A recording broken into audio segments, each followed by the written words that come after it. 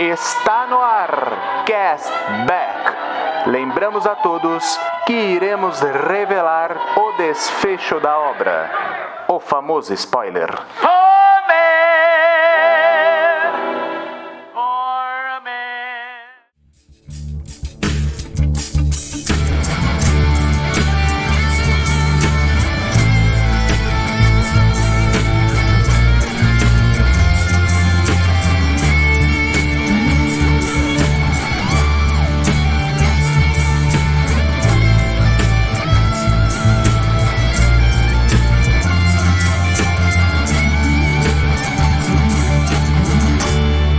Olá, meus queridos Castbackers, sejam muito bem-vindos a mais um episódio, a mais uma semana.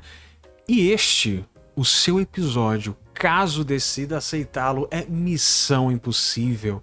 Olha que nesse primeiro filme nem tem essa frase, né? Coisa meio zoada, mas enfim. Caso decida aceitá-la, Missão Impossível de 1996 é o que nós vamos conversar hoje. O novo filme tá se aproximando aí cada vez mais, né? Tom Cruise de volta nas telonas aí, estou super ansioso. E hoje a gente vai conversar desse filmaço. Estou aqui com meu amigo Edu Schneider. E aí, Edu? Essa música é inesquecível, cara, né? A série eu nem achava tão boa, não. Mas essa música aí ficou, a gente vai até comentar um pouquinho sobre ela aí durante o episódio. É engraçado porque a série, eu assisti um episódio só, inclusive pra gente gravar hoje. E ela passa um ar de coisa genérica, né, cara?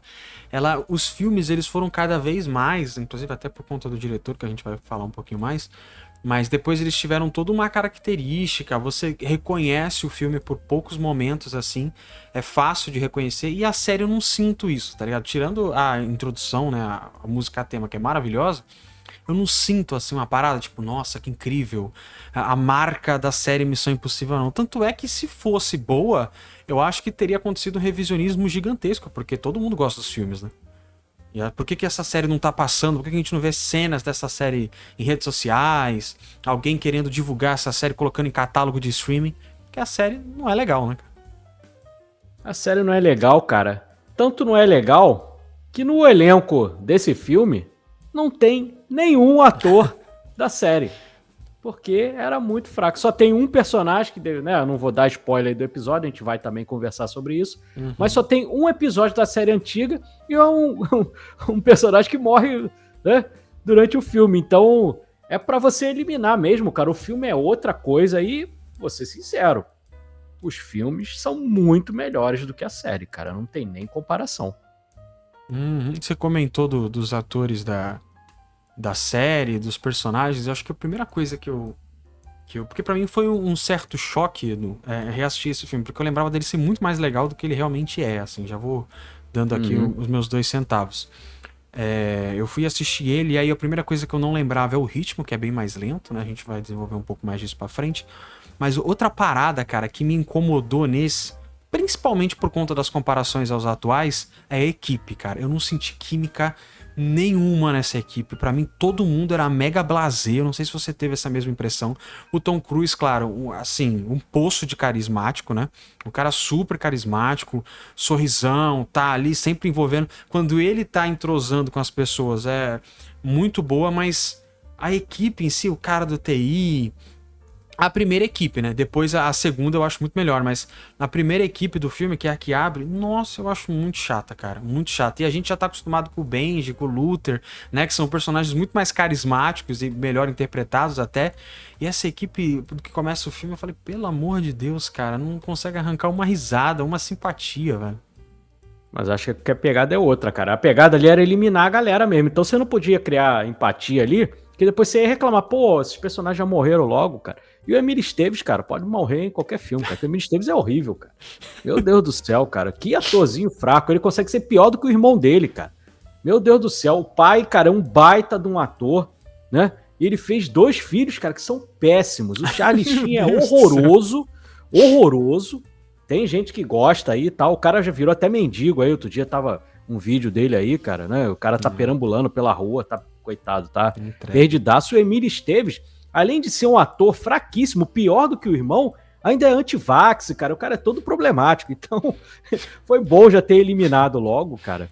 Então, E ficou o que é o mais engraçado, o que tem mais química, que é o Ving Rhames, né? Acabou que ficou aí pro restante da série, e que ele é o único que tem a química ali, porque eu acho, cara, que a intenção mesmo do Brian De Palma era não ter continuação mesmo, não, era ser esse filme único aí, então era meio que aquela equipe de um homem só, né? Então, talvez tenha sido por causa disso que não tem essa química toda ali, mas você tem, né, pelo menos de nomes conhecidos, você tem ali uma baita de uma galera, pô, o Emílio Esteves é horrível, mas é um cara conhecido, né? Todo mundo sabe quem é. Tem a Chris Scott Thomas ali, tem o Joe Voight, né? Fazendo o único personagem que veio da série. E aí o Brian De Palma é sacana, porque ele bota o Jim Phelps aí no fio, o cara é o vilão e vai morrer no filme. Então ele elimina tudo quanto é comparação com a série, cara. E é engraçado, porque a Paramount, né? Pra agradar o showrunner lá da época da série, John, chamou o cara pra ver as filmagens. No primeiro dia de filmagem, o Brian De Palma abordou o cara e falou assim: ó, meu irmão, eu gosto muito da tua série, eu assisti, é muito legal, o Tom Cruise aqui também é fã, até por isso ele resolveu aí, né, bancar aí junto com a Paramount esse filme, porque é o primeiro filme da produtora do Tom Cruise, né, é esse filme aí, eles bancaram 80 milhões de dólares, mas aí ele falou pro cara, foi sincero, falou, olha só tem uma coisa pra te dizer, meu amigo, tudo que você fez na série, eu não vou usar nada. Então, pra evitar constrangimento, acho melhor você não ficar assistindo aqui, não. Aí o cara olhou, é verdade, é melhor deixar pra lá. A única coisa que ele pegou foi a abertura do Lalo Schifrin, né? Que é o cara que fez as trilhas lá, o cara das antigas aí, fez muita trilha, mas das trilhas dele que eu gosto pra caramba, que tem uma pegada assim que eu adoro, é a dos filmes do Dirty Harry, né? E a trilha desse filme aqui é do Danny Elfman. Quem faria a trilha seria o Alan Silvestre, mas acabou caindo na mão do Danny Elfman. Mas acho que essa galera aí, cara, é tudo mais ou menos do mesmo nível, né? São tudo ali top de linha ali, cara. O Danny Elfman manda bem pra caramba. Tirando aí, né, o que ele faz fora das câmeras aí, que realmente ele responde aí um monte de processo aí, negócio de assédio e tal. O cara é problemático pra caramba, mas, pô, se você levar só em conta a composição, eu acho a composição desse filme aqui muito boa. E a direção do Brian De Palma, cara, você tem um cara do nível do Brian De Palma, o cara de, né, de Carrie a Estranha, o cara de, né, Blowout lá, né, Scarface, uma porrada de filme bom aí, Vestida para Matar, Dublê de Corpo, eu sou fãzaço do Brian De Palma, o nosso amigo Luca Leal aí também, que eu sei que se eu não me engano, é o diretor favorito dele, o Brian De Palma, então ele vai, quando eu falei pra ele que a gente ia fazer um filme do Brian De Palma, que era o Missão Impossível, ele ficou todo feliz também. Então é um baita de um diretor e eu só não sei, talvez você concorde, John, com isso, talvez a pegada do Brian De Palma seja um pouco alheia a esse tipo de filme de ação, apesar de que lá no Scarface ele faz um filme, né, que tem bastante ação e tal. Aqui, se você for olhar, o Ethan, ele não dispara um tiro, cara. Só tem um tiro no filme, um ou dois tiros, e não é disparado pelo Ethan. Então é só ali na espionagem, na perseguição ali e tal, mas tem cenas aqui, a gente vai falar sobre diversas cenas aqui, que são muito bem filmadas, cara. O Brian De Palma é gênio, né, em matéria de decupagem, de filmagem ali, posicionamento de câmera, né, a edição desse filme eu também gosto pra caramba ali também. Ela é mais cadenciada porque é um filme de quase 30 anos, né? Talvez, né, seja por isso também. Era um outro tipo de fazer cinema também. Eu acho que a direção desse filme tá longe de ser uma coisa ruim. De ser nem mediana, eu acho muito boa, concordo contigo nesse ponto. Brian De Palma é outro nível, né? Mas sabe qual que eu acho que é o problema, Edu? E é isso que me incomoda mais até do que o próprio ritmo do filme. Eu acho que o roteiro é muito fraquinho. E aí você põe isso numa direção muito boa, pra mim fica fraco. E eu tava dando uma pesquisada e o roteiro foi um problema grande nesse filme. Porque ele foi reescrito várias vezes, né? E vale ressaltar que esse foi o primeiro projeto que o Tom Cruise virou produtor, né? Que ele tem a Cruise Wagner lá, produções, e aí ele produziu a primeira vez. E ele teve que bancar um roteirista pra fazer, tipo, o polimento final. Tipo, cara, eu preciso que você encaixe essas cenas, porque a gente tá fazendo, tá em produção, tá igual o Vingadores Doomsday aí, que os caras tão gravando sem roteiro finalizado, tá ligado? Tipo, a gente precisa finalizar isso. E aí, realmente, cara, você pode ser o diretor mais top do mundo. Você tendo um roteiro despedaçado, um roteiro cheio de problema, com indecisão, realmente é difícil você cadenciar o filme dessa forma. Por mais que eu também concorde contigo de que em momento nenhum esse filme se propõe a ser essa loucura que é hoje em dia. Porque eu acho que hoje em dia, das adaptações, e quando eu digo hoje em dia, eu creio que é uma fórmula que o Missão Impossível tem, acho que do 4 em diante, né? Do protocolo em diante, eles mudaram tudo pra essa reformulação que tá fazendo muito sucesso hoje em dia e que eu, particularmente, eu amo. Eles entenderam, cara, que a trama, ela só funciona pra impulsionar a ação em momento dramático. É isso. Entendeu? A gente vai ter umas falas aqui, mas é só pra deixar os momentos de ação e de drama maiores, mais importantes, épicos, né? E aqui não, aqui você tem uma importância do que tá acontecendo, né? Quem que é essa pessoa de verdade? O que eles vão ter que fazer aqui? E isso realmente é bom. Quando o filme acelera, é bom. Agora, por exemplo, você citou o Danny Elfman, que pra mim, quando ele coloca a trilha, eu acho fantástico. Mas tem diversos momentos que o filme ele é silencioso. Ele não tem trilha nenhuma, tipo, é aquele diálogo assim, meio morno e zero trilha. Silêncio total. Aí você fica, caraca, velho. E isso ajuda você ter essa sensação de, caraca, o filme tá com o freio de mão puxado, parceiro. Saca? Agora eles pararam realmente. Só que é aquilo, a direção brilha em momentos estratégicos. Momentos de tensão, principalmente, a cena do restaurante, né? Do chicletinho lá que ele joga no aquário, né? Todas as cenas, principalmente a cena que a gente vai falar mais pra frente, que é a cena principal do filme, que é que tem aquele pôster vermelho lindo do Tom Cruise, né? O perrengue que foi o Tom Cruise descer naquele cabo durante as filmagens, a direção brilha maravilhosamente bem. Vou fazer uma comparação aqui, talvez você concorde comigo, John. Eu também gosto pra caramba do rumo que a franquia tomou, né? É um filmão de ação mesmo. A impressão que passa dos filmes novos é que primeiro eles montam as set pieces, né? Essas loucuras que o Tom Cruise faz, e depois o roteiro vai acompanhando. Mas o foco do filme é a ação e, cara, tá ótimo. Porque a cena de ação é muito bem filmada também. Tom Cruise, né? O que era Missão Impossível pro Tom Cruise não tem nada de impossível. Tom Cruise vai lá e faz, né? Mas comparando, John, eu talvez olhe assim, eu comparo muito esse primeiro filme com os filmes antigos do 007, aquela pegada lá de Roger Moore, né, de Sean Connery, e os filmes novos do Missão Impossível comparado aos filmes do Daniel Craig, que é muito mais ação, muito mais correria e tal. Talvez essa cadência seja meio parecida, assim, dessas duas franquias. Porque eu olho hoje em dia, eu vejo o 007, eu acho muito parecido com o que é a Missão Impossível. E eu gosto das duas formas, entendeu? Pra mim não é excludente. Você pode gostar das duas formas de fazer cinema, entendeu? Você, né, o filme de agora, o roteiro é meia boca ali e tal, mas como é muito bem filmado, a edição é muito bem feita, você tem uma ótima trilha, tem muitos atores ali que eu gosto. Pô, o Tom Cruise, ótimo. Se bem que eu acho que o Tom Cruise ainda tá meio na pegada, até tava olhando antes da gente começar a gravar, tava falando contigo em off, que eu queria saber que ano que era o Questão de Honra. Eu acho o jeito do Tom Cruise atuar muito parecido com o que ele atua lá no Questão de Honra, inclusive até o cortezinho de cabelo, né, aquele cortezinho meio arrepiado, e depois o Tom Cruise hoje em dia já é aquele cabelão já maior e tal, mas ele tem um jeito de atuar muito parecido ali com o Questão de Honra. Hoje em dia eu acho que o Tom Cruise tá atuando melhor. O cara já trabalhou, já fez Magnolia com Paul Thomas Anderson, o cara fez, né, fez filme com Kubrick, que a gente fez aí, é o nosso episódio mais ouvido aqui no YouTube, tem mais de 3 mil ouvintes aí. Então ele melhorou também, o Tom Cruise hoje em dia é um ator melhor, né? E ele meio que se entregou pra esse negócio de ação. Ele fazia cenas de ação muito bem, sempre fez. Mas agora, cara, o Tom Cruise tá em outro nível também, né? E como você falou, o Tom Cruise, né, teve que ajudar ali a contratar roteirista, e o Tom Cruise, ele abriu mão do cachê dele, porque o cachê, naquela época, o Tom Cruise recebia 20 milhões por filme. Uau! Mas aí ele entrou em acordo com a Paramount e falou, ó, abro mão de 100% do meu salário, eu quero porcentagem da bilheteria. E como o filme fez dinheiro pra cacete, o Tom Cruise levou 70 milhões, meu amigo. Maravilha.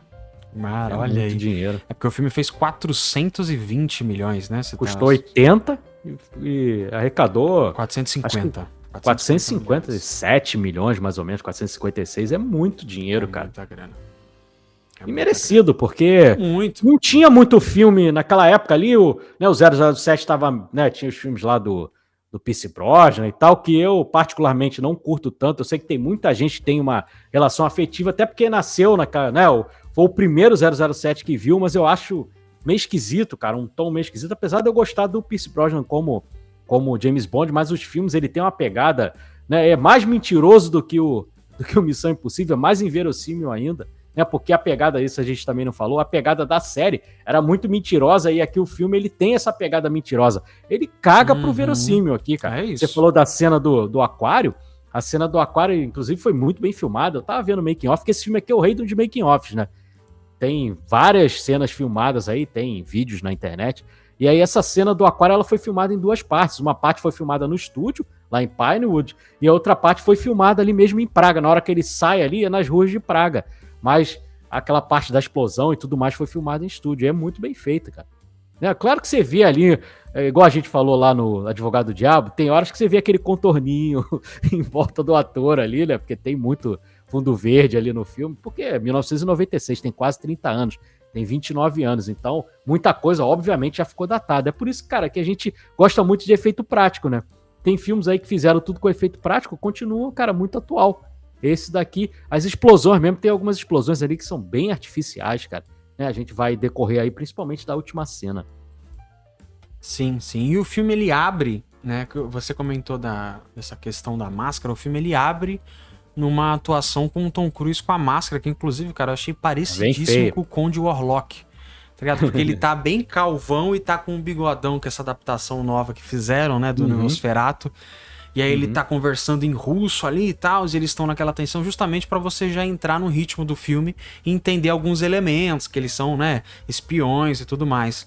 Esse começo, até a hora que tem todo o desfecho, eu acho muito bacana, porque quando a gente olha em retrocesso, o personagem do Ethan realmente teve uma evolução. Nesse filme também, ele tem uma evolução muito grande.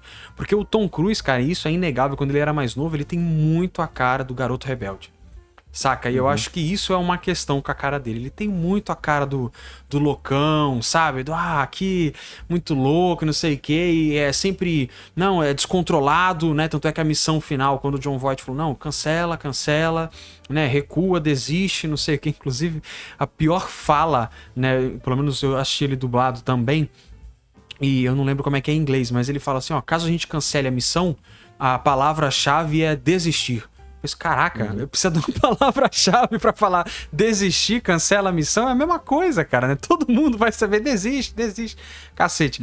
Mas aí fala desiste e tal, e ele ainda assim vai e tenta pegar o cara, né? Vai e tenta ajudar lá o Jon Voight depois, e aí tudo desmancha por conta dessa atitude de garoto impulsivo dele. Então, cara, o personagem dele se encaixa, e ele se encaixa muito bem nessa franquia, muito bem, assim, de verdade. É o Maverick. É o Maverick total. E ele tem uma cara, assim, de pessoa desafiadora, saca? Além de ser um baita de um galã. Nariz empinado, aquela boca meio aberta, assim, olhando meio de boy. Carinha de boy do caramba, né? De quem nunca teve que pagar um boletim, porque o pai sempre esteve ali sustentando. Ele tem a maior cara. E aí, quando acontece o que acontece, você já começa a ver outro lado dele, porque você fala, agora ele tá preocupado, ele tá se culpando pela morte do Jon Voight, né? Porque ele acha que aquela morte foi dele, inclusive a tecnologia é um show à parte aqui, né? Porque é tudo uma evolução do que eles acham que poderiam acontecer e nada daquilo ali é muito real, né? Aquela parada do relógio... A internet é muito engraçada. A internet é engraçado, o cara digitando o e-mail. Qual que é o e-mail? É jó, arroba, umas paradas muito sem noção. O reloginho televisão também é muito escroto, porque, caraca, não tem câmera. Como é que tá todo mundo se vendo pelo relógio, né? Se não tem câmera em lugar nenhum, é muito bizarro, cara. Mas é divertido, assim. Sim, cara, e... Jon Voight é um baita do ator também, né? Eu gosto bastante dele, ele aparece até pouco no filme. A Emmanuelle Bert também, né, que faz a esposa dele também. Tem um monte de ator, a gente não falou do Jean Reno também, cara. É outro ator também. Maravilhoso. E, cara, quem faz a Max é nada mais, nada menos do que Vanessa Redgrave, cara. Porra, a atriz, a diva do cinema, cara. Então, porra, né, você tem ali um elenco mesmo de elite ali, cara. E a montagem, a gente tava falando aí de edição, eu gosto muito da montagem, que é um cara que já trabalhou com o Brian De Palma em outras ocasiões, que é o Paul Rich. Né? Eu sei que você é muito fã do Star Wars, da trilogia clássica, ele fez os 2 primeiros filmes, a edição dos 2 primeiros filmes. E ele trabalhou com De Palma no Carrie a Estranha, né? Ele fez um monte de coisa aí também com o De Palma, então era um cara que já sabia trabalhar junto ali. Eu gosto da edição do filme porque ela é cadenciada, mas é porque o ritmo de 96 era aquele mesmo, cara. Então, e é interessante, eu tava olhando aí pra gente fazer o episódio, pesquisando, foi o último filme, John, que lançou, desses blockbusters, que lançou em VHS, cara. Depois já passou a lançar 96. Em DVD. 96. Aqui o DVD só foi chegar lá pros anos 2000. Mas nos Estados Unidos eles pararam já de fabricar. O último filme, assim, né, de porte, assim, que eles lançaram VHS foi o Missão Impossível. VHS e Betamax. Eu não sei se você... Talvez você nem sabe o que é Betamax. Eu não sei se você lembra quando virou Blu-ray. Quando virou Blu-ray, eram duas tecnologias disputando. Era o Blu-ray e o HD DVD. Prevaleceu o Blu-ray, que é da Sony. Na época do VHS também teve essa guerra de dois sistemas. Era o VHS e o Betamax. O Betamax, o curioso é que a Sony venceu a batalha do Blu-ray, mas na época da fita cassete perdeu. Porque da fita de videocassete ela perdeu, porque o Betamax não foi muito à frente, era exclusivo da Sony, era uma qualidade de imagem melhor, mas não prevaleceu e o VHS virou sinônimo de videocassete, né? Ninguém fala em Betamax. Quando você fala VHS, é sinônimo de fita de videocassete, mas tinha o Betamax também. Inclusive aqui no Rio de Janeiro tinha uma locadora lá na Tijuca, cara. Era a única locadora que tinha aqui no Rio de Janeiro que alugava Betamax. E é engraçado porque na época que minha família foi comprar o primeiro aparelho de VHS e tal, porque era muito caro, só gente com grana mesmo, ou gente que conhecia Moambeiro para trazer do Paraguai, mas quando a gente foi comprar, a gente quase fez a cagada de comprar um Betamax, cara. Aí não ia ter lugar para alugar, cara. Por sorte, eu fui conversar com um amigo da escola e falou, não, cara, não faz isso não, cara, Betamax é uma merda. Apesar de ser boa, a imagem é melhor, mas não tem lugar nenhum para você alugar filme, cara. Você vai ter que ir lá na Tijuca para alugar filme. Eu morava no Médio, teria que pegar ônibus para alugar filme. E o VHS tinha em qualquer esquina, né? Locador era o que não faltava, mas tinha essa coisa aí também, do Missão Impossível ser o último filme dos Estados Unidos a lançar em VHS, dos filmes grandes. Caramba, que doideira, cara. Eu não fazia ideia, não. Nunca tinha escutado falar do Betamax, né? Eu vou deixar uma imagem. Pesquisada aí. Eu vou deixar uma imagem pra galera que tá acompanhando a gente pelo YouTube e pelo vídeo no Spotify, poder ver também comparação dos dois, do VHS e do Betamax. Tem uma cena, Edu, que eu gosto bastante nesse filme, que você já comentou, que é a do restaurante, cara. Tanto a montagem, que é excelente, e eu acho que aqui é bacana como desenrola, né? Porque aí você percebe que, primeiro, o Tom Cruise é um cara diferenciado, porque ele começa a recapitular esse pedacinho de filme e fala, tinha um cara lá na festa que tava seguindo a moça, tinha um cara do hotel, tinha um cara do pá. Ele te mostra algo que já a gente, telespectador, já tinha visto, mas só o personagem dele percebeu, né? E segundo, a intenção do agente da IMF, que é, na verdade, tentar encurralar o Tom Cruise, né? Porque ele, encurralar o Ethan, porque ele que, na verdade, é que seria o principal suspeito deles nessa investigação, e que toda a missão foi feita, na verdade, para pegar esse traíra. Essa cena é muito boa, cara. Inclusive, aquele restaurante é muito lindo. Pô, e filmar em locação é outro esquema, né? Nossa, pelo amor de Deus. É muito legal, cara. A ambientação da Europa ali. Aí eu queria te perguntar um negócio, John. Esse cara aí do IMF que você falou, o Kittredge, né? Ele anda com um papagaio de pirata. O cara não parece o Leslie Nielsen, cara? Parece. O cara é igualzinho. A primeira vez que ele aparece, você parece estar vendo o Frank Drebin, cara. Porra, ele no trem, Edu, com aquele cabelinho branco, cara. Nossa. É igualzinho, cara. E aí eu fiquei na cabeça, a primeira vez que eu vi, John, eu fiquei na cabeça que aquele cara ali era da série, porque na série tinha um cabeça branca também. E eu falei, cara, deve ser o cara do Missão Impossível da série. Ele tá ali fazendo uma pontinha em homenagem e tal, mas não tem nada a ver. É outro cara e é só um sósia do Leslie Nielsen, cara. É muito engraçado. E o posicionamento de câmera também, né? E a gente fala mais uma vez do Brian De Palma. Demais. A câmera, demais. Quando eles estão se confrontando, a câmera fica bem embaixo do rosto deles, né? Fica aquela visão meio que assustadora de ambos conversando ali. Ele faz um contra-plongé ali. Nossa, ele alterna muito entre contra-plongé, que é essa visão que você falou, que a gente vê muito isso, John, no Iluminado. A gente vê muito aquela visão. Né? A gente viu muito aí também agora na Substância, né? A Caroline Fargeat, ela fez, mas foi meio que homenagem mesmo, ela fez de propósito, né? E ele alterna muito com o plongé também, que é a câmera que vem do alto, e o zenital também, que é aquela que vem por cima, que faz aquele ângulo de 90 graus, né? Com a cena. Então, cara, ele tem uma alternância de câmera, fora que quando ele usa Steadicam, cara, é de uma fluidez, né? Que é maravilhoso, cara. Ele anda assim, a câmera não mexe 1 milímetro ali, cara. É muito bem feito. Né? Dá gosto pra quem né, estuda cinema aí e tal, vê parte técnica, cara. Dá gosto o movimento de câmera do Brian De Palma. É tão suave assim, cara. É tão natural que parece que você tá na cena. E eu gosto muito que ele faz umas alternâncias. Ele tá, de vez em quando ele tá na câmera subjetiva. Aí de vez em quando ele alterna, né? Ele abre um pouco mais o plano, faz um plano americano, faz um plano médio. E aí ele fica alternando a câmera. Tem uma hora que a gente tá como se estivesse do lado do Tom Cruise, se fosse uma terceira pessoa ali. Sim. O Tom Cruise tá num cômodo e o Jean Reno tá no outro cômodo.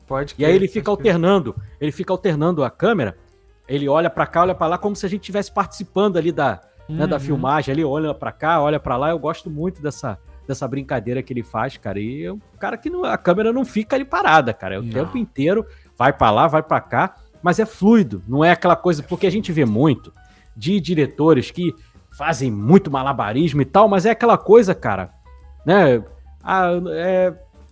Malabarismo pelo malabarismo. A coisa que a gente falou lá do 1914 lá, né? Do filme do Sam Mendes lá, que, pô, plano sequência, mas, cara, pra quê? Aquilo ali, né, é puro, né? Você tem que emular, não fazer, né, Edu? Não é original. Não é natural. Vamos fazer pra... Quer ver um outro exemplo? Que as pessoas aí exaltaram, mas eu não curti tanto. Essa série que a Netflix lançou, Adolescência, cada episódio era em plano sequência, tem hora, cara, que o plano sequência é pra subir e descer a escada. Pra que plano sequência disso? Sem contar que, não vou ficar entrando no detalhe, mas o roteiro da série é fraco, tem um personagem do filho do policial que é esquecido, tem uma hora que esquece, o policial é esquecido também, começa uma trama do relacionamento dele com o filho, daqui a pouco esquece e dane-se, e continua a história, e ninguém repara nisso, e tem gente falando que era a melhor série aí dos últimos anos. Não é não, é bem fraquinho. E é muito bem feito aqui, porque o Brian De Palma é conhecido como diretor maneirista.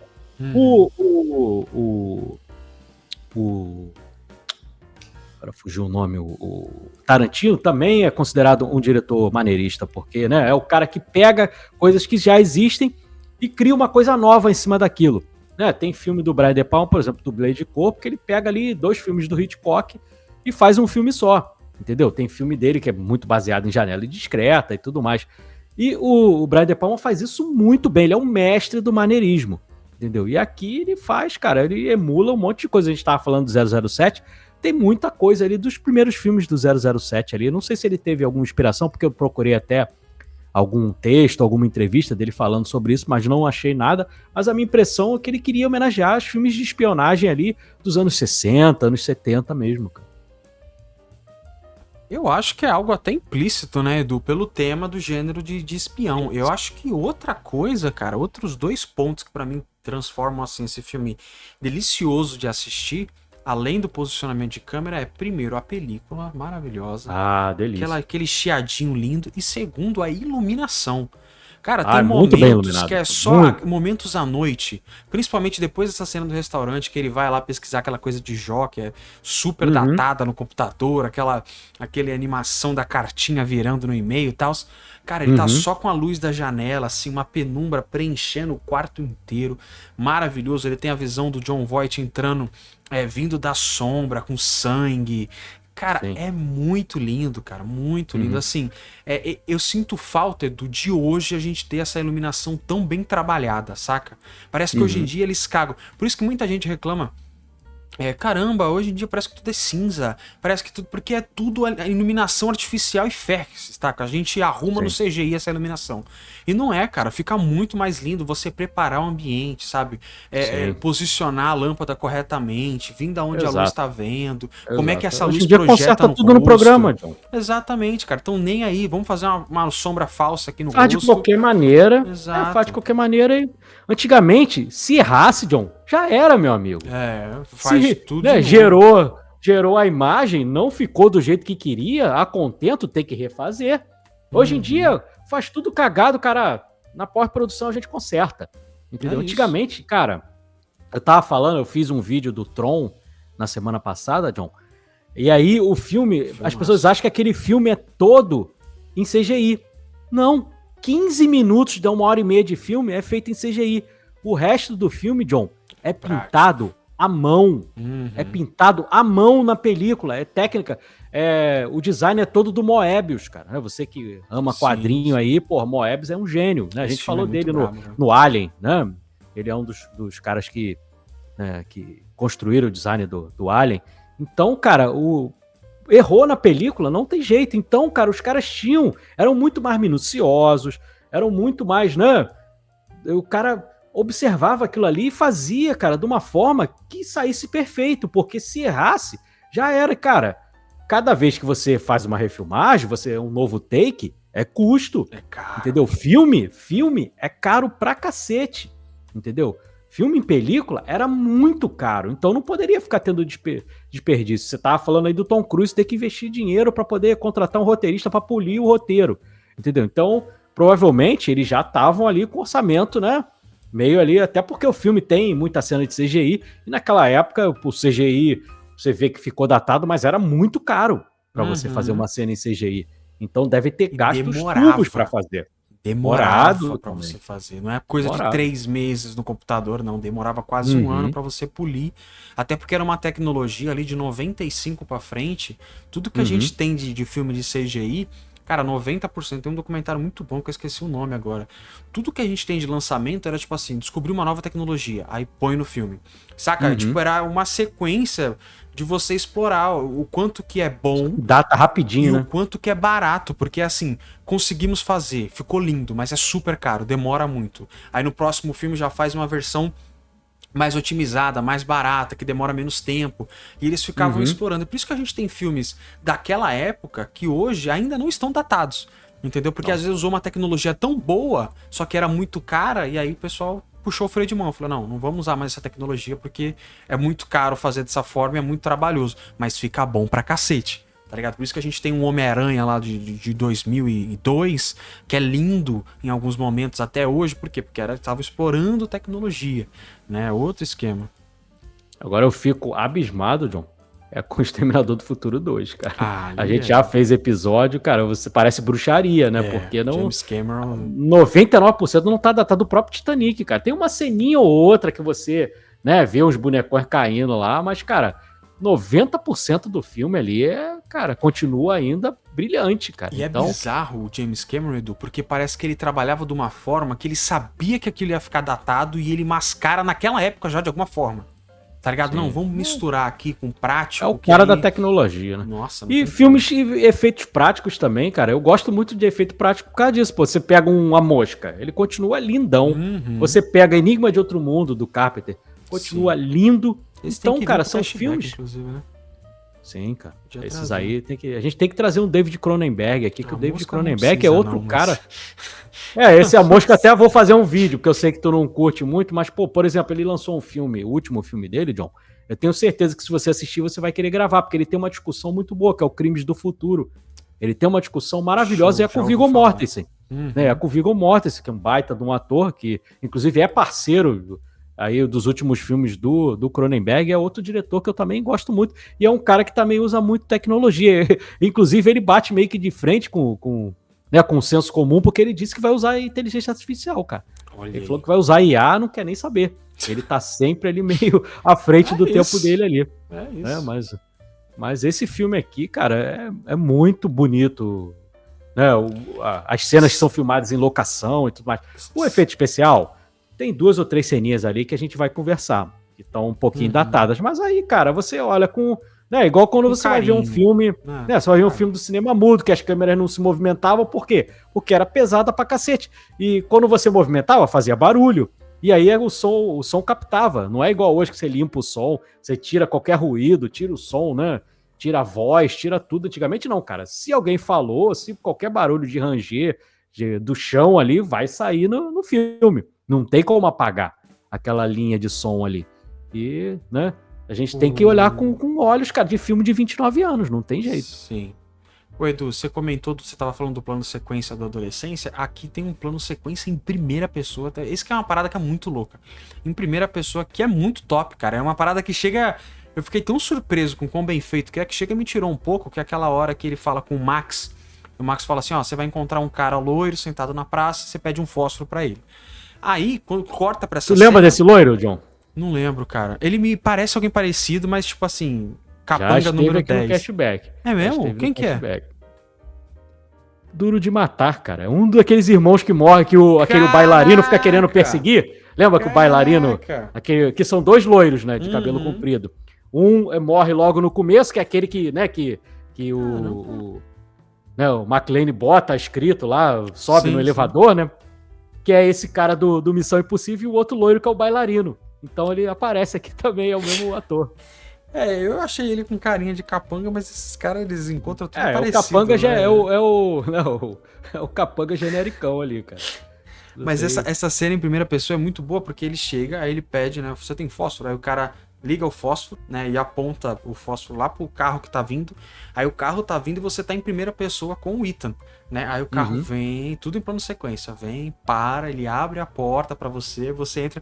Parece cena de jogo, tá ligado? Call of Duty. Você entra, e quando você entra, que a câmera distancia. Eu não sei como raios ele fez aquilo, mas a câmera distancia, agora você tá vendo dentro do carro junto com o Ethan. Cara, é muito bem feito. E é tipo assim, no meio do filme, tu fala, caraca, velho, que parada maneira, sabe? Que é gostoso ver isso, né? O cara fez uma forma criativa de algo que poderia ser chato no filme. Tipo assim, ele acabou de falar o que vai acontecer, e aí ele vai lá e faz, mas o De Palma faz de uma forma super criativa. Tem gente que discorda dessa opinião que a gente tem, que diz que o diretor é responsável por tudo, se o roteiro é ruim, se o diretor for bom, ele conserta e tal. Eu sou meio que discordo. Às vezes a direção é boa, e tem gente que até fala isso, fala, cara, se o filme não é bom, a gente não pode dizer que o diretor foi bem, porque o diretor é responsável pelo todo. Mas eu meio que discordo, cara, porque às vezes o roteiro é intragável, entendeu? Não é nem o caso aqui, o roteiro é fraquinho, mas passa. Entendeu? Mas tem um filme que eu acho que o roteiro é bem fraco e que é um filme que a gente já, lá no nosso começo do Cashback, que é um filme dirigido pelo Sam Raimi, né? Que é o Doutor Estranho no Multiverso da Loucura, que eu acho um roteiro fraquíssimo, mas, cara, você consegue ver méritos no filme porque o Sam Raimi é um baita de um diretor. Entendeu? Até questão de efeitos práticos e tal, é o mestre também.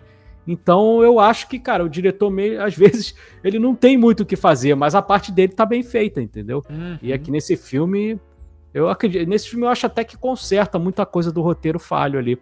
Porque desde o princípio você percebe que o Jon Voight tem alguma coisa estranha, né? Que aquele cara do IMF lá, o Kittredge, vai ser só um boi de piranha, ele não é o verdadeiro vilão. Ele também é um cara, é o famoso marido traído, né? Que não sabe de nada. Sim. E a gente vai ver que aquilo no final, e eu estava falando de fotografia e tal, tem a cena também que quando Jon Voight tá no trem, que na verdade não é o Jon Voight, na verdade é o Ethan Hunt com a máscara, e aí, cara, ele mostra a cena assim, e aí a sombra dele assim na penumbra, é como se tivesse umas grades assim, cara, como se ele estivesse preso. Cara, muito bem feito ali também, né? Então, cara, eu sou louco por parte técnica, então, cara, tem horas que eu até esqueço muito do roteiro, eu nem ligo tanto pro roteiro, porque eu vejo tanto mérito na direção do Brian De Palma, que eu fico meio que babando, eu meio que até esqueço do que tá acontecendo em cena ali. Por isso que hoje em dia, cara, eu tenho visto o filme 2 vezes, porque uma vez eu vejo pra olhar a história e outra vez eu vejo só pra ficar olhando a parte técnica.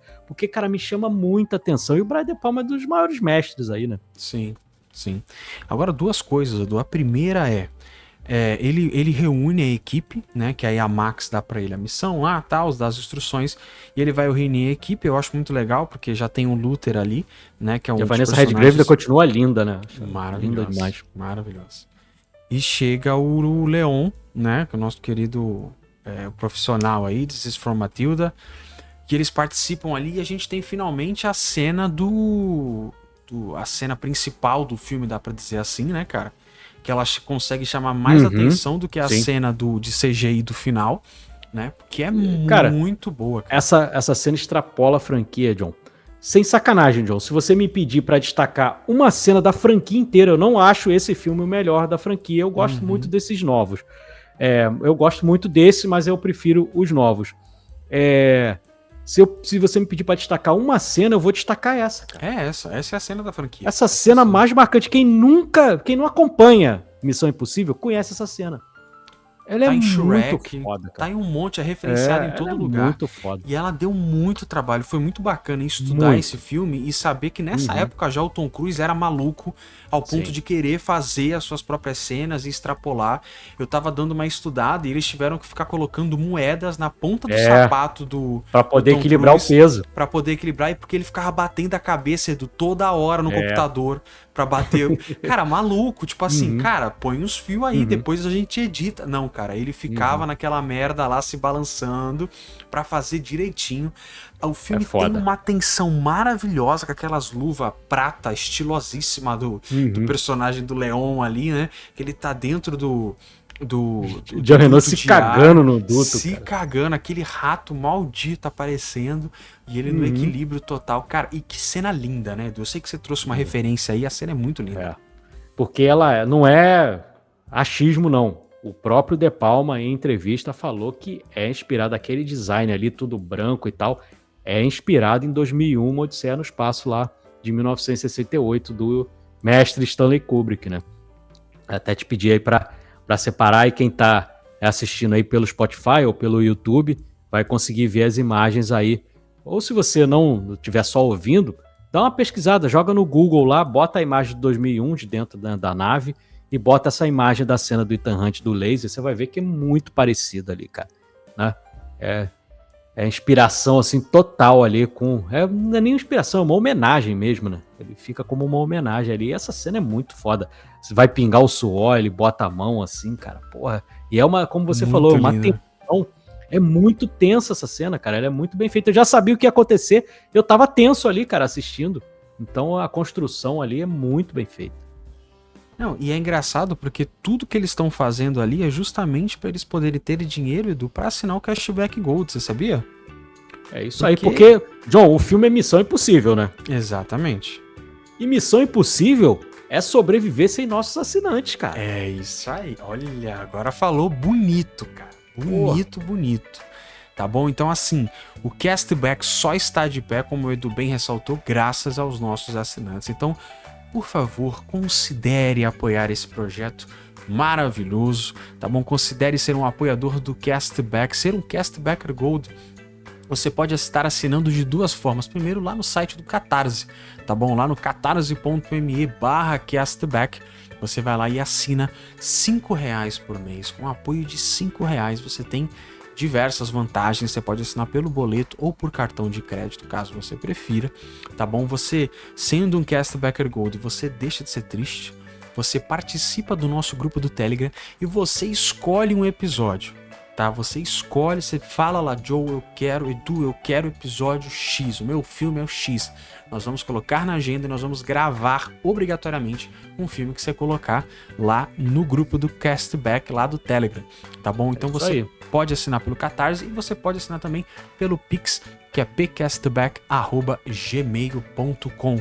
Você mandando também R$5 ou mais, tá bom? A gente já te puxa pro grupo e a gente vai ouvir as suas recomendações e aquele jeito que o Rodrigo sempre fala aqui, né? No grupo, o episódio não termina nunca, a gente tá sempre conversando, todo mundo tá lá no grupo, a gente troca uma ideia, como o Edu falou, nós temos apaixonados pelo Brian De Palma, né? O Luca tá lá, tá sempre comentando. Tem muita gente, o Caio também tá sempre comentando lá, o Thiago, nosso amigo.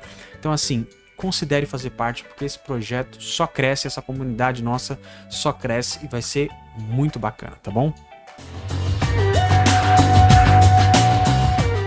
Mas voltando, cara, pro episódio, realmente assim, essa cena é fantástica, maravilhosa. Ela até destoa do restante. Por isso que eu acho que o CGI do final dá uma destoada. Porque essa cena é tão boa e é tudo tão prático, né? É tudo tão bem feitinho e tal. Eu tava conversando com o Nicolas. Isso, porque o trailer que teve do novo filme, eles mostraram essas cenas, né? Dele pegando, tem a mesma faca, né? Que a faca tem até um simbolismo dentro desse mesmo filme, né? Que é a faca simboliza a traição ali, né? Como as coisas estavam sendo feitas debaixo do pano. Mas é muito bacana, cara. Muito, de verdade, me surpreendeu o quão ela continua sendo bem feita. E é isso que você comentou. Eu já sabia o que ia acontecer, já vi essa cena 500 mil vezes e eu ainda assim tava tenso na cadeira, né? A hora que o cara tá voltando, que ele tava ali se O cara com a desgastando, caganeira. se desgastando ali, de cagando e vomitando. Na hora que ele tá voltando, que Uhum. o Ethan tá subindo, ele pega o disquete rapidinho, sobe ali. Caraca, dá uma agonia, cara. Uma agonia. E o cenário é lindo, foi o que você comentou. É uma referência Uhum. clara, dá pra ver. Nessa Uhum. foto que você separou pra gente, dá pra ver bastante essa referência. E é muito bonito. Sim, é muito bem feito. E aquela brincadeira que o Tom Cruise faz com o disquete lá com o Jean Reno, John, não foi apagado em CGI não, cara. Ele fez mesmo aquele truquezinho de mágica ali. Olha aí, O eu Cruise fiquei aprendeu pensando a nisso. fazer. Eu fiquei pensando nisso. Falei, Uhum. cara, será que ele fez essa parada mesmo? Fez mesmo, cara. O Tom Cruise aprendeu. O cara é ilusionista, o cara é tudo, cara. É, O cara é brabo doido. mesmo. Ele não quer conversa. Deu o desafio pra ele, aquela coisa lá do missão dada, missão cumprida, com o Tom Uhum. Cruise, cara, é além da missão, cara. Ele tem uma entrevista no Jimmy Kimmel, que o Jimmy Kimmel pergunta pra ele, cara, quantas carteiras de motorista você tem? Licenças pra dirigir. Ele falou, cara, eu tenho mais de 30. Tipo assim, tem mais de 30 dirige veículos tudo, pô. por aí que ele pode dirigir, que ele é habilitado, cara. É maluco da cabeça. É doido, cara. É doido. O cara dirige caça, cara. Só isso já porra, né? Não tem conversa. Ele é o né? próprio Maverick. É isso Doideira. aí. Mas aí a gente chega nessa cena final aí, essa cena do trem, que é a cena até bem construída. Quando não tá. O que me incomoda, a cena é boa. Uhum. O que eu não gosto é a parte de fora do helicóptero. A Sim. parte do helicóptero eu acho uma merda. Inclusive, a parte que eles estão em cima do trem é até passável, porque eles estão num túnel de vento. Você vê que, né, tem uma resistência ali do vento e tal.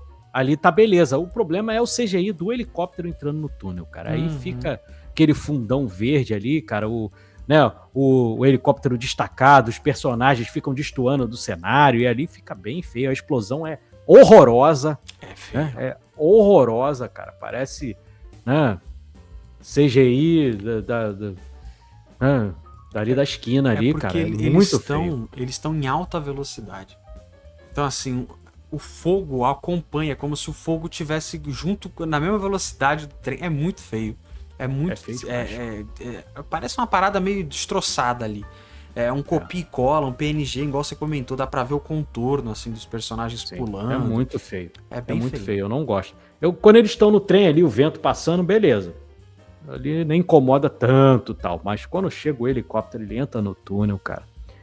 Aí fica feio demais. É aquele voo que o Tom Cruise dá do helicóptero pra parar em cima do Nossa. trem. E aí a hélice para aqui no pescoço. É feio pra cacete. Caraca, é muito feio. zoado. Parece um boneco de borracha, cara. Parece. Que ele cai assim, né? É muito feio, cara. É muito feio. Ali, realmente ali é triste, porque você vê um filme tão bem filmado, né? Mas era o recurso da época, é aquilo. Quer fazer? Ia sair daquele jeito ali. Era o melhor que conseguiriam fazer daquele jeito ali, cara. Naquela época, né? A não ser que você fosse um James Cameron e fizesse bruxaria. aí sairia melhor. Né? O próprio filme dele lá, O Segredo do Abismo também, né? Que, inclusive ele usou a tecnologia do Segredo do Abismo para fazer o Exterminador do Futuro 2, né? Aquela coisa da água lá e tal. Sim. Pra usar no T-1000 lá.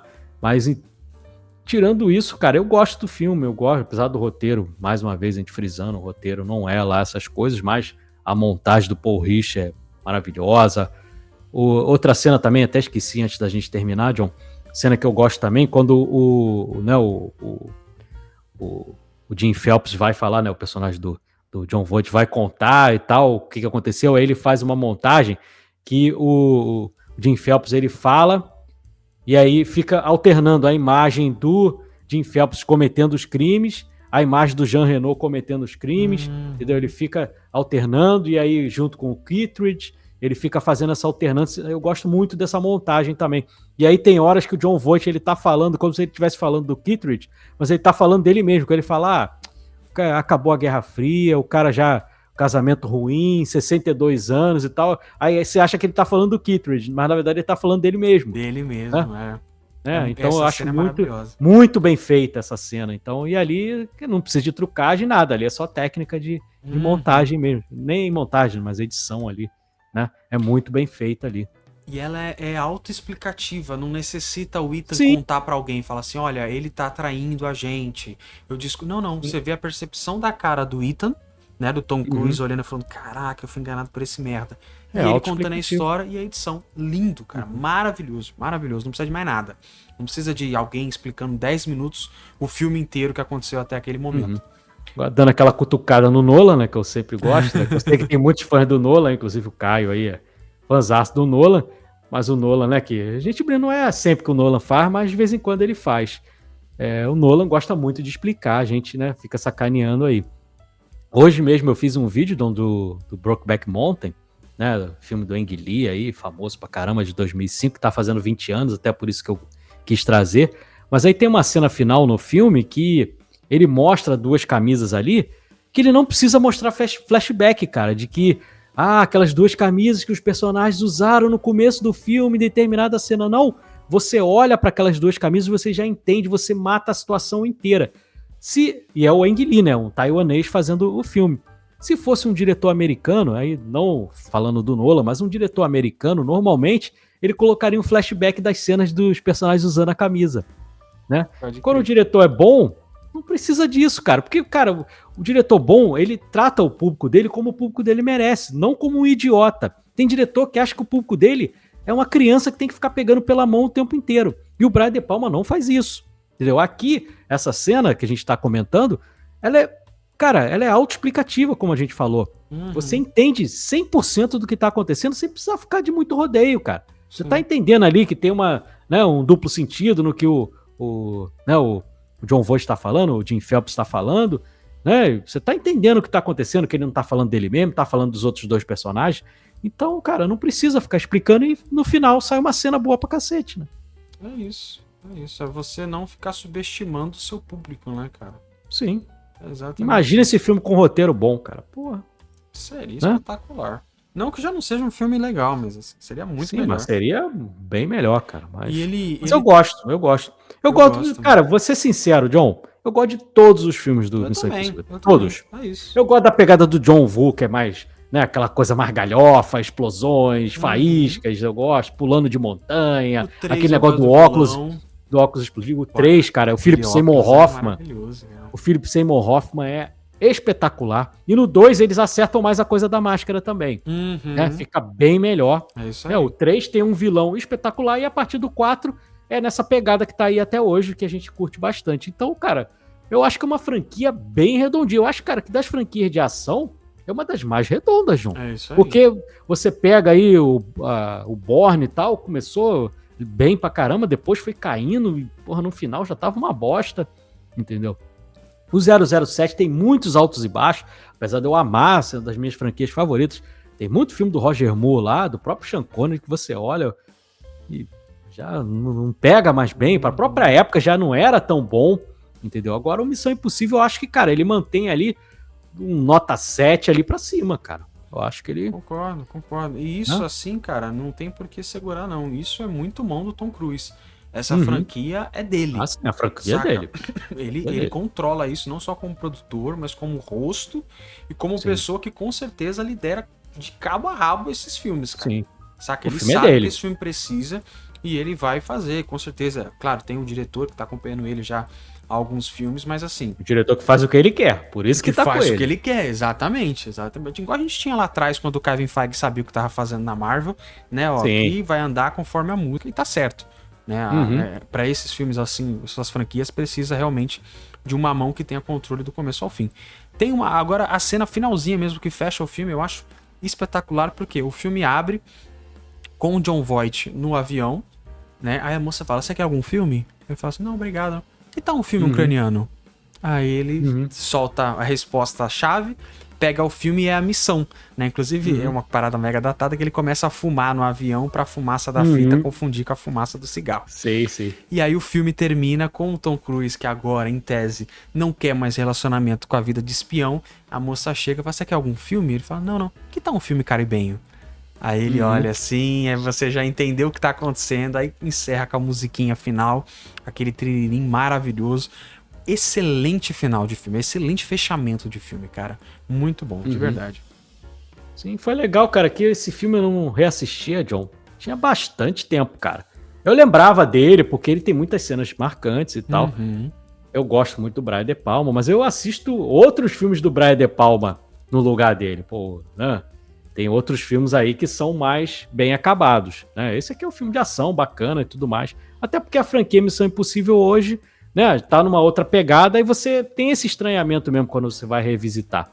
Mas foi legal, cara, rever, né? Até pra gente conversar aqui, falar dos prós e contras, o que ficou datado, o que mudou, como é que era o jeito de fazer ação nos anos 90 também, porque mudou bastante, né? Essa pegada hoje em dia é muito mais acelerada, Missão Impossível mais acelerado ainda, mas não é um acelerado ruim tipo Velozes e Furiosos, né? Que é um acelerado bosta. No Missão Impossível é redondinho, entendeu? Então, mas foi legal rever aí o Tom Cruise novinho, né? Tom Cruise realmente novinho, porque agora o Tom Cruise já tá maracujá de gaveta e o pessoal mete um CGI, mete, né, maquiagem pra cacete, aí parece que ele tá novinho, mas vai ver ele nessas premieres aí pra ver como é que ele tá velho. Ele já tá. Não tem jeito, cara, ele tem mais de 60, cara. Já tá ouvindo Ele a tem passa. mais de 60. Claro que pra um homem de 60 anos, ele tá Tá maravilhoso. melhor que eu, inclusive com 24. Tá melhor mas... do que eu, que tô chegando aos 50, mas porra, né, não tem como, não tem jeito, mas foi legal rever o filme, vários atores que eu gosto, rever a Vanessa Redgrave, que eu amo de paixão, o próprio Ving Rhames eu acho muito legal, essa química que ele tem com o Tom Cruise nessa franquia eu acho muito boa. E o ator que Então, seguiu, né? Foi um dos poucos personagens que seguiu. Desse filme foi o único que seguiu, né? Os outros todos foram limados e ele foi o único que continuou. E realmente o Simon Pegg ali criou um trio ali entre os três. Maravilhoso. E ficou muito que o Simon Pegg também é divertidíssimo. Ele engraçado pra cacete. Baita de um ator também. Qualquer um, né, cara? É, um baita de um ator também. Baita de um ator. E esses três, assim, também é legal até você ver a franquia e aí, pô, sabe que tá os três aí. No próximo filme vão estar os três aí e tal. E é bacana, né, você rever aí os personagens. É isso aí, cara. Então, galera, muito obrigado pela sua participação. A gente se vê semana que vem com mais um episódio. Lembrando que todo dia o Edu tá postando vídeo lá no canal do YouTube. É cansativo, mas é prazeroso, porque eu tenho que manter uma rotina. Cara, hoje, John, ainda foi uma confusão, porque eu tava editei o... Pô, você que edita um episódio de 1 hora, você sabe. Eu editei o vídeo de 15 minutos, cara, que já dá trabalho, você fica ali mais de 1 hora editando, e aí na hora que eu fui salvar, deu o arquivo corrompido. Eu tive que começar a edição do zero. Quase que não deu tempo de eu ver o filme aqui pra gravar, cara. Foi na correria ali, né? Mas no fim deu tudo certo aí, acabei lançando o vídeo aí. Os vídeos têm feito bastante sucesso, tem sido bastante legal aí. Até pra gente variar também, falar de outras coisas também, de filmes mais antigos. Filmes que não cabem em um episódio inteiro do Cashback, mas é legal a gente discutir, né? E aí você também que segue a gente aí, você tem uma gama maior aí de coisas pra acompanhar também. Você que curte muito cinema aí, tem bastante conteúdo aí do Cashback. É isso aí. Fechou, galera. A gente se vê semana que vem, então. Tchau. Valeu. Valeu.